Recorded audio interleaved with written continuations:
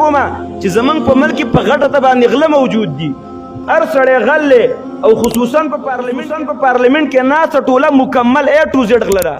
زمونږ څومره واکداران دي مکمل غله او ډاکوان دي نو د هغوی سره زمونږ امانتونه دي او هغې غنیمت ګڼلی دی داسې فرمایي د قیامت د علاماتو نه دام ده والامانة مغنما امانت به خلک غنیمت وګڼي چا د امانت درکه دا کیده وه د ځان سبق خلک به وایي چې مړه خو امانت دی غنیمت به ګڼي چې دا زما خپل شی دی امانتونو کې به خیانت کیږي نن په غټه سطح باندې خبره زه کومه چې زمونږ په ملک په غټه سطح باندې غله موجود دي هر سړی غل او خصوصا په پارلیمنت کې ناسته ټوله مکمل A to Z غله ده زمونږ نه ملک څومره واکداران دي مکمل غله او ډاکوان دي نو د هغوی سره زمونږ امانتونه دي او هغې غنیمت ګڼلی دی داسې یې خوري لکه د خپلې خنبې دانې دا نه وایي چې په دې کې د عوامو د غریبانانو د کونډو د دې خلکو حقونه دي نبی علیه السلام وایي قرب قیامت ته به ډمې جینکۍ به ډېرې عامه شي او دارنګې د ډمانو آلات د ډمچورۍ آلات به ډېر عام شي نن سبا ډمې جینکۍ ډمانه لکان څومره عام شوي دي فنکارو ته مه وایي ډم چې ګانې وایي هغه ته ډم وایي چې چا څه علم وي هغه ته عالم وایي صحیح ده که نه چې یو سړی ډوډۍ خوري هغه ته ډوډۍ خوړونکی وایي چې اوبه څکي هغه ته اوبه څکونکی وایي او چې یو سړی ګانې وایي او ډمچوري کوي نو هغه ته به ډم نه ووه د فنکار وایي دا فنکار ډم دی ډم زموږ په د پښتو په شډاله ژبه کې ډم هغه ته وایي نو نبی علیه السلام چې کله دا ډمچورۍ عام شي الله د ډمچورۍ عام شي دا هم د قیامت د علاماتو نه ده او بیا نبی علیه السلام فرمایي وشربت الخمور نبی علیه السلام وایي شراب څکل به عام شي نن سبا شراب څکل څومره عام شوي دي په لویه سطح خبره کوم زمونږ دا غونډګان د پارلیمنت دا ټوله د غله ټوله چې لاړه شي په یو هوټل کې د هغوی د یو ټیم دومره خرچوي چې په کلي کې پې د 15 کونډو د میاشتې راشن کېږي د هغه د یو ټیم دومره خرچوي په هوټل کې ښه دا نبی علیه السلام وایي دا شرابونه به عام شي او نبی علیه السلام فرمایي ولعن آخر هذه الامة اولها او د قیامت د علاماتو نه همدا ده چې د امت دا اوسني خلک به راپاڅېږي او د امت چې کوم مشران تیر شوي علما نیکان خلک دی هغوی ته به کنځلې کوي دا په څه باندې پوهېدل دا د څه نه خبرو دا اوسني به راپاڅېږي او مشرانو ته به کنځلې کوي سلف به یادوي امامان به یادوي په هغې پسې به بد ردي وایي دا چې کوم دی د قیامت د علاماتو نه ده او نبی علیه السلام فرمایي چې کله دا حالات شروع شي او دا تاسو ولیده بیا وایي فلیرتقبوا عند ذلك ریحا حمراء نبی علیه السلام په دغه وخت کې بیا د سرو هواګانو انتظار کوئ سیلۍ به راځي جاکړې به راځي فصلونه به تباه کوي ونې به تباه کوي کورونه به تباه کوي بیا د سیلۍ او د جاکړو او د دې طوفانونو قسم دا سمندري هوا رالوتې دا پلانکی طوفان دا پلانکی طوفان دی نبی علیه السلام چې دا حالات موجود شو بیا د دې سرو هواګانو انتظار کوئ او نبی علیه السلام چې دا حالات موجود شو وزلزلة بیا د مضبوطو زلزلو انتظار کوئ او نبی علیه السلام وخسفا بیا د کورونو په ځما کې د دننه کېدلو انتظار کوئ او نبی علیه السلام فرمایي ومسخن بیا د شکلونو د بدلیدلو انتظار کوئ چې یو سړی به د ماښام نه ښه برابر ستا ګاونډي یو سړی به او سهار له چې روزي نو خنزیر به د هغې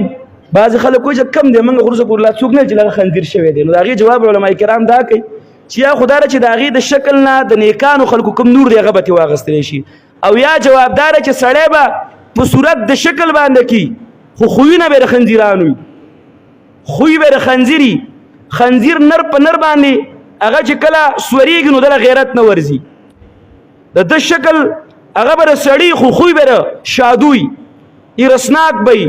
بس دی به چې کوم نه نو هغه بس هسې بګتۍ به غږی څه به وایي دروغ به وایي چلولي به وي د شادو په شان چلولي به وي که څنګه چې شادو چلولي نن سبا ټیک ده لکه د چا نه شادو نه ده جوړه شوې خو ته د هغه ډوک پوک وګوره پنجه ولي پنجه یو پلان کې مې د وکړو سترګې مې ورته تورې کړې په ځان مې پوه هم نه کړ لکه د الله بنده خلاف دی وکړه شادو خوی نبی علیه السلام وایي په آخره زمانه کې به د سړي نه شادو جوړېږي صورتن شادو نه انسان خو معنن شادو خوی دی د شادو دی خوی دی د خنزیر دی د خنزیرانو خوی نه مه کوه او ته په دې باندې د خلکو څه پنج ولي چې پلان کې مې د وکړ غم مه کوه مړه والله چې سر پې دله تاو کړم یا داسې په ځان مې پوه هم نه کړمه لکه د الله بنده مه کوه حق خبرې ملګرتیا کوه که نه د حق خبرې ملګرتیا کوه او نبی علیه السلام فرمایي وقصفا او په دغه وخت کې تاسو د کاڼو انتظار کوئ الله به کاڼي راوروي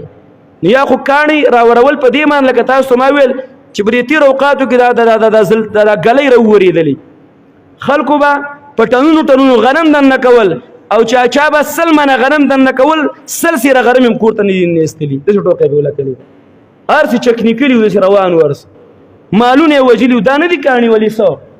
او که نه نو موجود به شي الله پې قادر دی او که دغه نه نو دا مانم چې د اسمان ارادې به درته کښېني لکه د بره تندرونه به وي د بره نه به چې کوم دی نو هغه طوفاني بارانونه به راځي دا قسم حالات به راځي او نبی علیه الصلاة والسلام فرمایي وآیات تتابع كنظام بال قطع سلكه فتتابع نبی علیه السلام په دغه وخت کې د دې نه علاوه د نورو فتنو داسې انتظار کوئ نبی علیه السلام وایي کنظام بال لکه یو تار دی په هغه کې ملغلرې پیلې شوي دي او هغه تار یې زوړ دی او هغه وشلېږي او هغه ملغلرې پرله پسې هغه مرۍ او تسبیح پرله پسې په یو پل پسې روانې دغه شان د فتنې به راځي نبی علیه السلام چې دا کارونه شروع شي په هر حال دا د قیامت د علاماتو نه ده او د قیامت د علاماتو نه دا نبی علیه السلام فرمایي چې قرب قیامت ته نږدې به دا علامه چې خلک به سلام کوي په هغه چا باندې چې پیژني په ناشنا سړي به څوک سلام نه کوي عبدالله بن مسعود رضی الله تعالی عنہ روایت دی نبی علیہ السلام فرمایي سلام مر دی وجه چې پلان کې پیژنم سلام علیکم به ګیله کوي چې سلام را بندونه کو حالانکه نبی علیہ السلام یې افشو السلام سلام عام کوي که ته څوک پیژنې او که نه پیژنې نو سلام پې کوه او نبی علیہ السلام وی بل د قیامت د علاماتو نه دام ده چې حق ګواهینې به خلک پټوي نن حق ګواهینې څومره خلک پټوي او بل علامه نبی علیہ السلام وی دا د دروغو ګواهان به عام شي نن عدالت له ورشه قچروله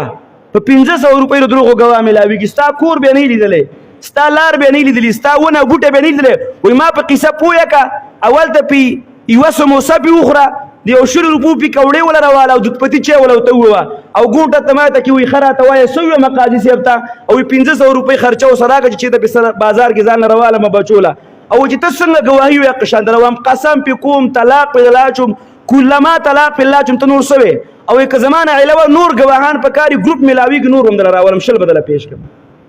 په روپو باندې ګواهان خرڅېږي نبي رسول الله د قیامت د علاماتو نه ده سړی به یې ایشتلی هلته به یې وجلی ښځه به یې کونډه کړي بچی به یې یتیم کړی یو بدپلقه د دروغو ګواه به راشي وایي نه جي دا خو په بټخیله کې وو دا مړی چې کېده نو دا په بټخیله کې و بټخیله کې اوس زه ولاړ وم هلته اوس ورسومه چې په بټخیله کې هلته بوڼې راغسته او یا هلته سودا کوله ټماټر را زه اوس ورسومه که نه او مړی دلته شي نو څنګه د مړی وکړه بټخیله نه خو په باجوړ کې په سړي باندې ګولۍ نه لګېدله دا دروغ او رښتیا ورته وایي نبی علیہ السلام وایي حق ګواهینې نن سبا حق ګواهي څوک هم نه کوي